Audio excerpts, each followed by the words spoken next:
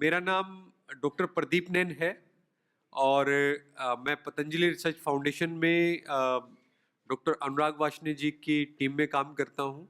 और अगर हम बात करें तो हम लोग कौन सी स्टेट से हैं अभी, मीन्स अगर थोड़ा सा इंट्रोडक्शन आपका भी हो जाए।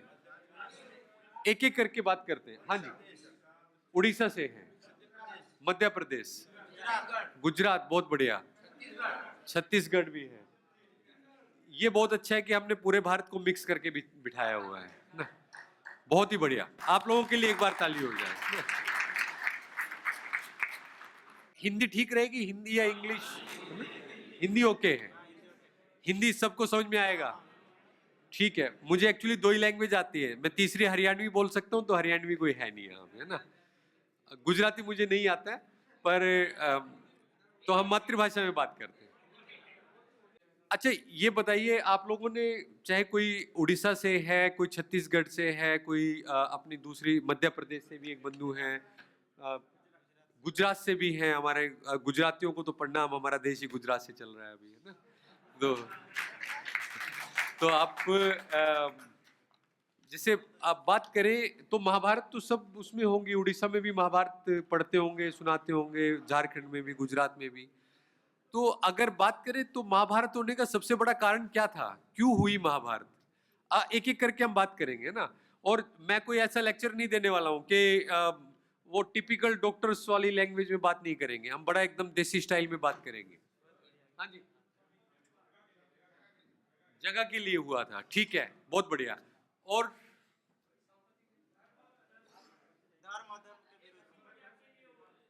हाँ जी, आप कुछ बोल रहे हैं, ठीक है। और कोई? ठीक है, पुत्र मोह, बहुत बढ़िया, let's have a clap for him. इसमें सबके अपने अपने रीजन हो सकते हैं, किसी ने कहा धर्म के अगेंस्ट अधर्म का है, किसी ने कहा ये सब चीजें थी उसमें। एक रीजन हम बोल सकते हैं कि था कि जो द्रौपदी थी, उन्होंने एक कमेंट किया था कि अंधे का पुत्र अंधा, है ना। तो वो भी महाभारत का एक कारण माना जा सकता है। लेकिन अगर देखा जाए तो महाभारत का सबसे बड़ा जो रीजन था वो धृतराष्ट्र थे। सबका अपना अपना व्यू हो सकता है और अपने व्यू में सब सही हो सकते हैं। मैंने जो पढ़ा है, जो मैंने समझा है, मेरे व्यू के हिसाब से सबसे बड़ा रीजन धृतराष्ट्र थे। और धृतराष्ट्र क्यों थे? क्योंकि धृतराष्ट्र का अगर आप सबसे पहला श्लोक सुने, क्योंकि गीता का जो सबसे पहला श्लोक है वो धृतराष्ट्र और संजय के बीच का ही कम्युनिकेशन है, जिसमें धृतराष्ट्र क्या बोल रहे हैं कि मेरे पुत्रों और पांडु पुत्रों के बीच में क्या हो रहा है, ये संजय आप मुझे बताइए। क्या एक राजा के तौर पे उनको ये नहीं बोलना चाहिए था, या एक पिता के तौर पे उनको ये नहीं बोलना चाहिए था कि मेरे भतीजों में और मेरे बेटों में क्या हो रहा है, आप बताइए? लेकिन उन्होंने क्या कहा, मेरे बेटों में और पांडु के बेटों में क्या हो रहा है, उन्होंने वहीं पे लाइन खींच दी। तो अभी वहीं से ही पूरी जो महाभारत थी, वहीं से ही पूरा सब कुछ, वो जो थॉट था उनका, अगर वो चाहते तो दोनों को बुलाते, अपने बच्चों को ही बोलते कि ये इनका है, इतना इतना सब ले लीजिए, खत्म कर सकते थे। वो राजा थे और वो राजा को कोई भी डिनाई नहीं कर सकता था, चाहे वो धृतराष्ट्र के पुत्र दुर्योधन है या फिर युधिष्ठिर है, उनको कोई भी डिनाई नहीं कर सकता था। लेकिन वो पुत्र मोह में थे और उन्होंने जो सबसे बड़ा रीजन रहा, ये बोला कि उन्होंने पहले से ही डिवाइड कर दिया। तो मेरा जो मैसेज है इससे वो ये है कि हम लोग, चाहे हम महाराष्ट्र से हैं, चाहे हम गुजरात से हैं, चाहे हम झारखंड से हैं या छत्तीसगढ़ से हैं, सबसे पहले हम भारतीय हैं। और इसके लिए हम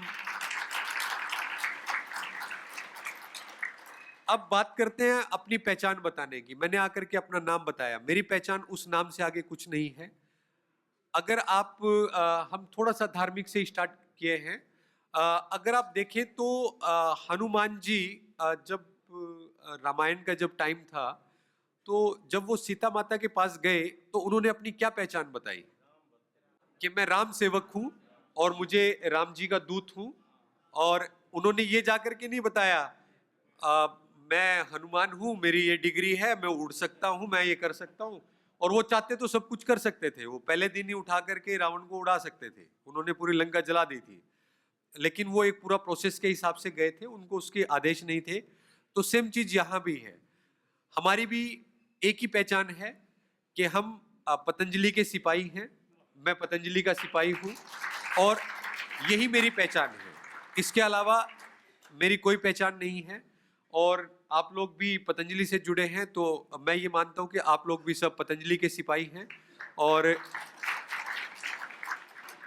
जो पतंजलि काम कर रहा है, जो पतंजलि में काम हो रहा है, उस काम को पहले हम लोग समझे, आप लोग समझे, फिर हम उन लोगों को बता सकते हैं जिन लोगों के जो किसी दुर्भावना से या किसी भी, होता है ना कि अगर अपना एक हिंदुस्तान में सबसे बड़ी प्रॉब्लम है कि अगर हमारा पड़ोसी कार लेकर के आए ना, तो हम क्या सोचते हैं, साले हराम की कमाई होगी इससे, है ना। वो ये नहीं कहेगा कि ये कार लेकर के आया है इस मॉडल की, मैं भी मेहनत करूंगा और मैं कार लेकर के आऊंगा इससे बड़े वाली, वो ये नहीं सोचेगा। सेम चीज अपने आसपास के लोगों में भी होता है कि अगर आचार्य जी, स्वामी जी या आप सब हम मिल करके आज देश के लिए एक स्वदेशी का अभियान चला करके अपने प्रोडक्ट्स को इस काबिल बना सक करके कि हर आदमी तक प्रोडक्ट को पहुंचा दे रहे हैं, तो वो ये नहीं देखेंगे, वो देखेंगे पतंजलि के प्रोडक्ट में तो ये प्रॉब्लम है, पतंजलि पे तो कोर्ट ने वो बोल दिया, पतंजलि पे तो वो बोल दिया। अरे भाई, उसके पीछे के कारण तो देखो। तो इसलिए आपका हमारा जो मेन मोटिव है वो ये है कि एटलीस्ट उन लोगों की आंखों से पर्दा हटाना है कि जो एक दुर्भावना से पतंजलि के लिए दुष्प्रभाव करते हैं। हमें कुछ भी गलत नहीं बोलना है, हमें कुछ भी झूठ नहीं बोलना है। और जो अभी मैं डाटा की बात करने वाला हूं आपके साथ, वो जो है वो सब साक्ष्य आधारित है, उसके सब के एविडेंस हैं, उन सब का पूरा डाटा है। और उसको वर्ल्ड के जो रिनोन जो कि जर्नल्स हैं, उन्होंने उस डाटा को देखा, उस डाटा को समझा और उसके बाद उस डाटा को पब्लिश किया है अपने जर्नल्स में। बड़े बड़े विदेशों में जो जर्नल्स हैं उन्होंने, तो इसलिए वो कोई ये नहीं है कि पतंजलि अपने डाटा को बोले मेरा डाटा सबसे बढ़िया है। हम बोलेंगे, लेकिन तब भी उसको माना जाएगा जब वर्ल्ड के बड़े बड़े जो जर्नल्स हैं वो उसको एग्री करें। तो वो एक चीज है, वो मैं आप लोगों के साथ शेयर करूंगा। तो अभी मैं इससे पहले यहाँ पे 3-4 बार आया हूँ, इससे पहले दूसरी जगह पे भी जैसे चेहरे चेंज होते हैं, पर वैसे ही कोई किसी देश के किसी कोने से था, कोई किसी राज्य से था। तो आज जो ऑडियंस मुझे मेरे सामने है, इसमें मुझे मतलब एक युवा भी नजर आ रहा है, इसमें मुझे एक मैच्योर भी नजर आ रहा है। तो दोनों का कॉम्बिनेशन जब बनता है, एक युवा का एक मैच्योर का, तो वो किसी भी चीज को चेंज कर सकता है, कोई भी चीज चेंज कर सकता है। तो ये एक ताली आप लोगों के लिए हो जाए। और हम लोग इंटरेक्ट करेंगे। और वैसे तो बहुत सारे लोग मेरे से एज में भी ज़्यादा हैं, तो मैं अभी कुछ टाइम के लिए आपसे क्षमा चाहूँगा कि आज अभी मैं आप लोगों का एक तरीके से आप मुझे शिक्षक मान सकते हैं। तो मैं बीच बीच में एग्ज़ाम भी लूँगा, क्योंकि एक शिक्षक का तभी ये देख सकता है कि भी मेरे जो स्टूडेंट हैं उन्होंने कितना सीखा है। तो वो तभी हो पाएगा जब मैं बीच में आपसे पूछता रहूँगा। तो इसलिए जो भी मैं बता रहा हूँ उसको अगर आप नोट करना चाहें या आप सुन करके उसको ग्रैप्स करना चाहें, समझना चाहें, तो वो अच्छा रहेगा हमारे लिए, दोनों के लिए। तो अभी हम पतंजलि में ये जो लिखा है evidence based ingredient natural drug development, ये करने की जरूरत क्यों पड़ी? आप बताइए, हमें क्यों जरूरत पड़ी इसकी करने की? इसकी करने की जरूरत इसलिए पड़ी, आप देखेंगे reverse is the new way forward, एक लाइन यहां पे लिखी हुई है, reverse is the new way forward. इस लाइन को हम याद रख लेते हैं। जैसे हम स्लाइड आगे बढ़ाते रहेंगे, जैसे जैसे हम पढ़ते रहेंगे, सुनते रहेंगे, वैसे वैसे हमें इसका मतलब समझ में आएगा। लास्ट में जाकर के हम इसको एक बार क्लियर कर देंगे कि ये यहां लिखा क्यों गया है, कि पीछे से आगे की तरफ ज्यादातर हम यहां से आगे की तरफ जाएंगे। हम क्या कह रहे हैं, आगे गए हुए हैं वहां से पीछे की तरफ आएंगे। मैं जिस विभाग से ताल्लुक रखता हूँ, पतंजलि रिसर्च फाउंडेशन है, जिसको पहले पतंजलि रिसर्च इंस्टीट्यूट भी बोलते थे। और इसकी जो स्थापना हुई थी वो हमारे पूज्य परम पूज्य आचार्य जी और परम पूज्य स्वामी जी ने एक कुछ उनका विजन था, उस विजन को ध्यान में रख करके जो है ये एक रिसर्च सेंटर का जो है एक सपना साकार किया।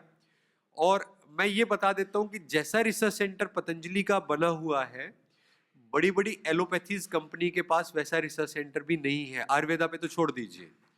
तो ये आप खुल के ताली बजा सकते हैं, ये आपके लिए है। तो अपना जो रिसर्च सेंटर है पतंजलि रिसर्च फाउंडेशन, उसका जो इनोगेशन हुआ था वो हमारे ओजस्वी माननीय प्रधानमंत्री जी जो मोदी जी हैं, उन्होंने इसका इनोगेशन किया था। और 2017 में पतंजलि रिसर्च फाउंडेशन को उन्होंने रिसर्च के लिए इनोग्रेट किया था। और उसके बाद गृह मंत्री जी भी यहाँ आए हैं, देश के विदेश मंत्री जी भी आए हैं, प्रेसिडेंट भी आए हैं, अभी रिसेंटली हरियाणा के मुख्यमंत्री जी आए थे। तो वो बीच बीच में हमें मार्गदर्शन हर जगह से मिलता रहता है। वो आते हैं, हमारे काम को एक्नॉलेज करते हैं, वो देखते हैं कि पतंजलि किस तरीके से काम कर रहा है, और वो हमें अप्रिशिएट करके जाते हैं। 2017 में जैसा मैंने बताया इसका इनोग्रेशन हुआ, और इसकी जो लेबोरेटरीज हैं वो एकदम, क्योंकि सब लोगों का वहाँ जाना पॉसिबल नहीं है, तो यहाँ पे कुछ पिक्चर्स मैं अगली स्लाइड्स में भी आपको दिखाता रहूँगा। वो उन पिक्चर से आप देख सकते हो कि जो हमारी रिसर्च सेंटर है वो एकदम अल्ट्रा मॉडर्न है। देश की किसी भी कोने में जो भी बेस्ट टेक्नोलॉजी अवेलेबल हो सकती है, वो आचार्य जी ने, स्वामी जी ने पतंजलि रिसर्च फाउंडेशन के साइंटिस्ट को प्रोवाइड कराई है। वो अवेलेबल है पतंजलि रिसर्च फाउंडेशन में। सारे इक्विपमेंट जो भी हमारे पास हैं सब वर्ल्ड क्लास हैं। और वर्ल्ड क्लास होने के साथ साथ, जैसे अब आगे मैं एक मशीन दिखाऊंगा, उससे पहले हम बात कर लेते हैं कि ये सब करने के लिए कैसे हम काम शुरू करते हैं। जैसे कि अब मैंने बात किया कि हमारा मिशन क्या है, ऐसे ही हम स्वामी जी ने, आचार्य जी ने जब उन लोगों ने मिलकर के सोचा कि क्या किया जाए, तो उन्होंने एक मिशन सेट किया। वो मिशन क्या था और उस मिशन से हम जुड़े हैं। We aim to improve the health and quality of life through research and innovation. अच्छा, रिसर्च होता क्या है? हम रिसर्च की बात कर रहे हैं, कोई भी बात कर सकते हैं बीच में हम। अनुसंधान और कुछ, बहुत बढ़िया। अच्छा, रिसर्च बेसिकली मैं लास्ट टाइम जब यहाँ था, आप जैसे ही बंधु यहाँ थे, रिसर्च जो है एक अगर हम उसको थोड़ा सा एग्जाम्पल वे में बात करें कि एक कोई माताजी थे, वो अपने बच्चे को डेली जाते थे, जैसे कि मान लो 200-400-500 मीटर पे बस आती है स्कूल की, घर से वो भागते भागते आती थी और बच्चे को जो है वो स्कूल बस में पहुंचाने के लिए आती थी, चढ़ाने के लिए आती थी। छोटा बच्चा था, कई बार वो लेट हो जाती थी, बस छूट जाती थी, या फिर वो बच्चे को फटाफट भाग भाग के लेके आ रही होती थी, क्योंकि तो जहां वो बस स्टॉप था वहीं पे कोई चाय की टपरी थी। गुजरात में टपरी बोलते ना, हाँ? नहीं, जहां पे ठेला होता है जो चाय का, लारी बोलते हैं। हाँ, चलिए। अब वहां कुछ स्टूडेंट थे, वो बैठ करके चाय पी रहे होते थे। ये बेंगलोर की मैं घटना बता रहा हूं आपको, और ये रियल घटना है, कोई ऐसा नहीं है कि मैं कोई फिक्शन या कोई ऐसी स्टोरी सुना रहा हूँ। वो चाय पीने के लिए बैठे होते थे स्टूडेंट, उनका कॉलेज स्टार्ट होने वाला होता था, और वो माताजी अपना बच्चे को लेके आती थी। वो डेली देखते थे यार ये माताजी बड़ी परेशान है। अब दो तरीके का माइंडसेट होता है। एक तो ये है कि हम चाय पिए, सूटा मारे और बात करें, अरे ये माता जी को कोई काम ही नहीं है यार, टाइम से नहीं आ सकती, ऐसे बच्चे को लेके डेली डेली भागती रहती हैं, परेशान होती हैं। एक माइंडसेट है कि यार अगर ये प्रॉब्लम इन माता जी की है, तो देश में बहुत सारे लोगों की पेरेंट्स की ऐसी प्रॉब्लम होगी, क्या किया जाए, वहां से क्या किया जाए और कैसे किया जाए और कुछ नया कैसे किया जाए, वो सोचा उन्होंने। उन्होंने क्या किया, एक ऐसा सॉफ्टवेयर डेवलप किया। उस सॉफ्टवेयर में को जो है आपके बच्चे के साथ एक जैसे कि जीपीएस है या उस टाइप का कुछ एक सॉफ्टवेयर था, वो इंट्रोड्यूस कर दिया। जैसे ही एक ऐप बना दी, बस जब तक आ रही होती थी, मोबाइल की जो पेरेंट्स होते थे उनकी ऐप पे मैसेज आ जाता था कि बस आपके स्टॉप से इतना दूर है। बस जब आ जाती थी, बच्चा उसमें बोर्ड कर जाता था, उसके बाद मैसेज आ जाता था कि आपका बच्चा बस में बैठ गया है।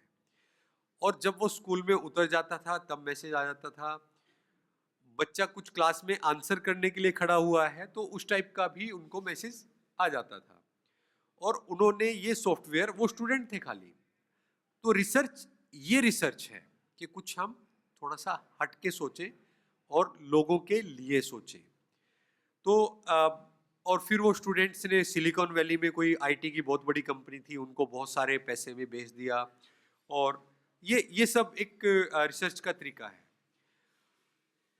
तो मिशन स्वामी जी ने सोचा कि हम लोगों का हेल्थ जो है वो इम्प्रूव करें, रिसर्च और इनोवेशन से उनकी क्वालिटी ऑफ लाइफ को इम्प्रूव करें।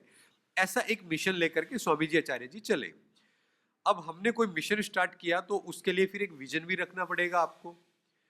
अब उस विजन को कैसे, किससे कैसे आप सेट करोगे, तो ये जो विजन सेट हुआ, आप अगर देखें तो हमारे पास जो धरोहर है वो है हमारी ऋषि मुनियों ने जो वेदों में लिखा है, या जो आपके पास पुरानी पांडुलिपियां हैं, या जितना भी हमारे पास एंशियंट टाइम का जो लिटरेचर है, उसको हमारे ऋषि मुनियों की एक धरोहर हमारे पास है। तो उसको हमने एक मिशन के तौर पे लिया। उसके बाद हमने क्या किया कि उसको पूरा एक मॉडर्न जो प्रैक्टिसेस हैं, रिसर्च जिनको मॉडर्न तरीके से किया जा सकता है, उनके साथ उनको जोड़ दिया। उसके बाद उसको लार्ज स्कोप ऑफ डिलीवरी, अब रिसर्च कर दिया।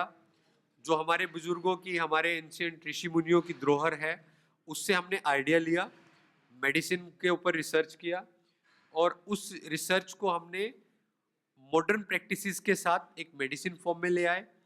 फिर लार्ज स्कोप ऑफ डिलीवरी के साथ हम उसको लोगों तक पहुंचा दिया। और उसके बाद हम उस पर प्रॉपर तरीके से एक scientifically validated evidence based medicine system उसका पूरा एक तैयार कर दिया। तो ये हमारा विजन रहा। अब विजन हो गया, मिशन हो गया, अभी कुछ एक उसके लिए, उस विजन को और मिशन को पूरा करने के लिए हमें कोई स्ट्रेटजी भी बनानी पड़ेगी। अब वो स्ट्रेटजी कैसे बनेगी? वो स्ट्रेटजी बनी कि लोगों तक इस रिसर्च को पहुंचाया कैसे जाए। तो उसके लिए सबसे पहले आचार्य जी स्वामी जी ने जो एंशिएंट विजडम थी उसको दिव्या फार्मेसी के रूप में लेकर के आए। दिव्या फार्मेसी से फिर नोबल प्रोसेसेस बने, जो रिसर्च में अभी हम लोग कर रहे हैं। पेटेंटेड मेडिसिन आई और वर्ल्ड क्लास इंफ्रास्ट्रक्चर खड़ा किया गया आपके हमारे सबके पुरुषार्थ से और स्वामी जी आचार्य जी के गाइडेंस में। उसके बाद एनर्जाइज्ड वर्कफोर्स। अगर मैं पतंजलि रिसर्च की ही बात करता हूं तो अभी हमारे पास लगभग 500 से ज्यादा साइंटिस्ट काम कर रहे हैं। और उसमें उन साइंटिस्ट में बहुत सारे लोग ऐसे हैं जो कि देश से ही नहीं, विदेशों से जो भी बड़े बड़े एजुकेशन सिस्टम हैं उनसे पढ़ कर के आए हैं। आचार्य जी ने उनको, स्वामी जी ने उनको बुलाया कि आप आइए, देश के लिए काम कीजिए। और वो लोग बड़े बड़े पद छोड़ करके यहाँ पे आके पतंजलि रिसर्च में काम कर रहे हैं। उसमें ही डॉक्टर अनुराग वार्ष्णेय जी हैं जो हमारे पतंजलि रिसर्च फाउंडेशन को हेड करते हैं। वो यूएसए से उन्होंने जो है पोस्टडॉक किया है। रेनबेक्सी के साथ वो 15 साल तक काम किए, जो कि एक टाइम में देश की बहुत बड़ी, अभी आज की डेट में सन फार्मा के नाम से है। फिर उसको डाइची सांग्यो जापानीज कंपनी ने ले लिया। फिर वो आज पतंजलि रिसर्च फाउंडेशन के टीम को लीड कर रहे हैं। साइंटिस्ट की पूरी टीम के हेड वो हैं आचार्य जी, और स्वामी जी के मार्गदर्शन में वो टीम को आगे बढ़ा रहे हैं। तो ये एक टीम बनी, एनर्जाइज वर्कफोर्स की जो बात करें तो वो एक टीम बनी। और इन सब टीम के जो इग्नाइटेड आइडियाज हैं उन सबको जोड़ करके और क्वालिटी डिलीवरी कि ऐसा नहीं है कि जी सब लोग आ गए कुछ भी बना करके दे दिया, एक वर्ल्ड क्लास आउटपुट लेकर के आए हैं ये सब लोग मिल करके। और उसके बाद जो है, अच्छा मैंने बोल दिया वर्ल्ड क्लास आउटपुट लेकर के आए हैं। अब वर्ल्ड क्लास आउटपुट मेरे मेरे बोलने से नहीं होगा।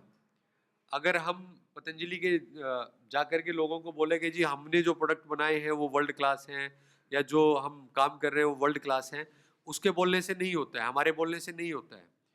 वर्ल्ड क्लास वो तब होगा जब जो इंटरनेशनल जर्नल, जो टॉप जर्नल जिनको बोलते हैं, जैसे कि आपका नेचर्स करके एक जर्नल है, आपका फ्रंटियर करके एक जर्नल है, बायोमोलिक्यूल है, ये इस टाइप के कुछ बड़े बड़े जर्नल्स हैं जो कि जो भी साइंटिफिक काम ओवरऑल वर्ल्ड में होता है वो अपने एविडेंस उनके पास सबमिट कराते हैं, उनको बताते हैं कि मैंने इस प्रोडक्ट पे ये वाली रिसर्च की है। वो हमसे क्वेश्चन करते हैं, डेटा दिखाओ, अगर आपने इस तरीके से काम किया है तो ये कैसे हुआ, ये इसमें ये हुआ तो ये क्यों नहीं हुआ। वो हमसे सवाल करते हैं, हम उनके जवाब देते हैं। फिर वो हमारे जवाब से जब सेटिस्फाई हो जाते हैं, हमारे काम को वो अपने जर्नल में छापते हैं। और उसके छापने के बाद फिर वर्ल्ड के जितने भी लोग हैं जो साइंटिस्ट हैं वो उनको पढ़ करके उससे प्रेरणा लेते हैं। तो ये एक पूरा प्रोसीजर है। जब उन्होंने हमारा काम मान लिया तो फिर इसका मतलब है कि हमारा वर्ल्ड ने काम मान लिया कि ये जो पतंजलि रिसर्च फाउंडेशन ने रिसर्च की है ये रिसर्च वर्ल्ड क्लास लेवल की है। तो ये सब काम अभी हमारी टीम कर रही है। अभी जो ये पूरा जो काम किया हमने जा करके जर्नल्स में छपवा दिया। अब हम बोलेंगे जी जो हमारे प्रोडक्ट बन रहे हैं, जो हमारी लैब है वो वर्ल्ड क्लास लेवल की है, हमारे बोलने से नहीं होगा। उसके लिए एजेंसीज हैं, उसके लिए डिपार्टमेंट्स हैं जो कि देश के और विदेशों के हैं, जो आकर के हमारी फैसिलिटी चेक करते हैं। हमारी फैसिलिटी को चेक करने के बाद फिर वो ये देखते हैं कि क्या हम वर्ल्ड लेवल के जो नॉर्म्स हैं कि आपकी फैसिलिटी में जो एम्प्लॉई है उनके लिए क्या क्या सुविधाएं हैं, आपका जो इंफ्रास्ट्रक्चर है वो किस लेवल का है, आपकी जो मशीनें हैं वो किस लेवल की हैं, आप जो रिसर्च कर रहे हैं उसका डॉक्यूमेंटेशन कैसा कर रहे हैं, और कोई ऐसा तो नहीं है कि अपनी मर्जी से ही कुछ ही लिख जा रहे हैं। तो वो आकर के पूरा चेक करते हैं। जैसे कि अभी हमारे पास एक नेशनल एक्रीडेशन बोर्ड करके एक अथॉरिटी है जो आईएसओ जिसको बोलते हैं, आईएसओ 17025, वो आकर के हमारा काम चेक किया। उन्होंने देखा कि हमारी जो लैब है वो NABL का सर्टिफिकेट लेने के लायक है। और हमारी जो लैब है पतंजलि रिसर्च फाउंडेशन, इसके साथ साथ पतंजलि की अलग अलग जो लैब हैं उनको भी NABL से एक्रीडेशन मिला हुआ है। हमारी जो लैब है उसको एपीडा से भी एक्रीडेशन मिला है। एपीडा क्या है? ये फूड इंडस्ट्री भारत सरकार की एक एजेंसी है जिसको कि एग्रीकल्चर और जो प्रोसेस फूड हैं उनको वो कंट्रोल करते हैं। और उन्होंने भी हमारे जो काम है उसको देखा और हमारी जो लैब को, पतंजलि रिसर्च फाउंडेशन की जो लैब है उसको एपीडा ने भी रिकॉग्नाइज किया है। तो हमारे पास एपीडा भी है। उसके बाद DSIR जो एक भारत सरकार का ही एक संस्था है, उन्होंने भी हमारी लैब को जो है रिकॉग्नाइज किया है। उसके बाद जो हमारे पास एनिमल हाउस है जिसमें हम चूहों पे, माइस पे, मैं आगे अपनी स्लाइड में दिखाऊंगा, हम उन पे रिसर्च करते हैं।